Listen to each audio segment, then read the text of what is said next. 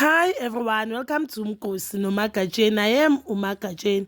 Umgosi wethu namhlanje bazala bamzise it's about isencane lengane useyacela nothando. So we know that useyacela kibo seyacela bacela i-meeting nabantu kibo Thando babuza indaba ukuthi why kibo Thando mabafuna ukukhuluma noThando especially kaThabethe. Mabafuna ukukhuluma noThando, mabafuna ubona uThando bangamceli kubo because nami ngazi ukuthi umakoti oseganile mangabe ufuna ukuya somewhere kumele abantu bakubo bamcele ngale kibo mkhonyana. So abomama bakasiyacela they felt as if kibo Thando kaThabethe bayamdelela.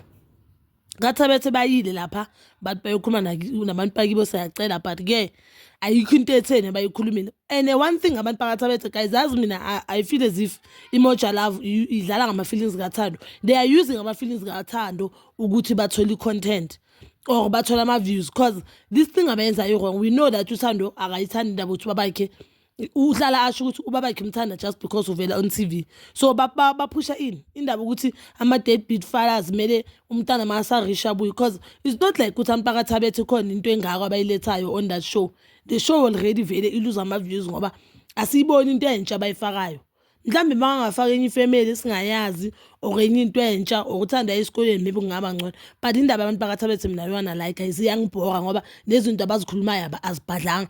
And you can see no Anpink kwakhona usiza uThemkosi only because ufuna ukuvela ku TV ama business wakhe aphushe but ngaphandle kokunye ayikho enye ngoba if she really cares about uThemkosi ngabe kudala bamtshela ukuthi hayibofo hlawula ingane zakho. I mean like khona ingane endala kuThando engakahlawulwa nayo herself. Okay, yesterday ke abantu bakaThabethe bebahleli babuya kaDlamuka then uThemkosi ngalendlela umbona ukuthi ubaba ongabhadlanga ngakhona. uThemkosi waveza indaba yokuthi umntana kasiyacela noThando akafani nosiyacela. There nabakayisho ngakhona bakayisho ezifu siyacela umntana lo umthole ne-one of family members ibaba uDlamuka or ubhuti yasiyacela. But yena mhlambe makayisho bekasho ukuthi abantu bazobhesha usiyacela bacela ukuthi uziyacela akazali hene but ke a lot of people ba after uThando ukuthi uThando angayenza kanjani indaba ukuthi angalani babazali wakhe or akalali nesibaka sakhe so that angathola umntwana. Do I think umntwana lo wakuyacela? No, I don't think umntana siyacela. Yabo it shows ukuthi abahlakaniphanga kangakanani ngoba kwabona if ubheka uThando ubheka nobabakhe abafani ncamasi. If ubheka uPink ubheka ubaba ubheka ubaba kaThando abafani. Umntana yavela, umntana yazikhethela ukuthi ufuna ukufana nobani. So lo mntana lo angaba dark, ubaba uDlamuka waye dark. Usiyacela we know now ukuthi ukhanya nje le complexion ithathe kubo mamakhe. Umntana lo yes manje angaba anganamzimba but when we first met usiyacela makucala ukubona isencane lengane basesebancane usiyacela wayenganonanga kanje and umzimba kasiyacela wawungatshengisi ukuthi uzoba nje.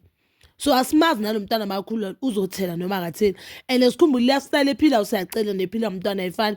Usiyacela wakhula phila kamnandi baba khona ngamhlukumeza. Lo mntana yamonza akaphili kamnandi ngoba umama wakhe already uyacomplain ngezinto ezenza babakhe. So angi-understand ukuthi why bokumele bazi bayenze into enjalo or they wanted to trend nje. Angifuni ngicabanga ingibhorile episode yayizolo yasencane lengane.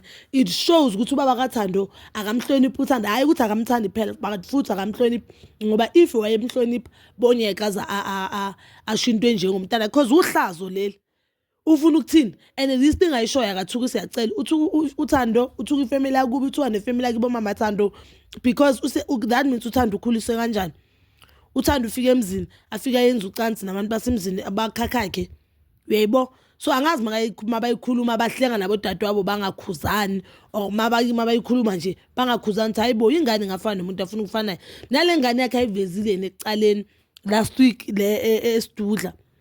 Sorry guys, I'm not body shaming here but ke lo nomzimba akafana naye nomzimba omncane ingane yakhe ngisho lento le because ingane yakhe iwondlekile yena kana ingane yakhe yabona nje ingane zakhe zoyithu azifani nakancane but zoyithu izakhe.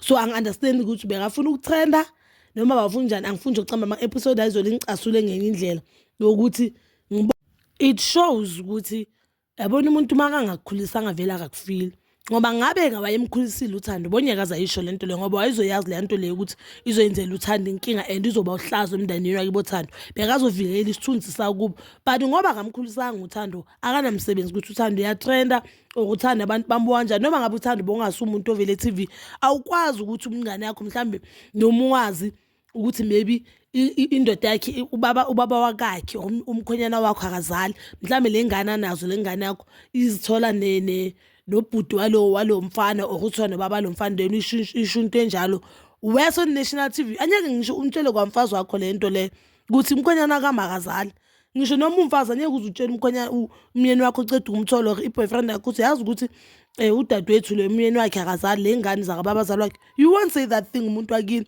because uzabe understand uhlazo lwamuntu akini uhlazo lakho.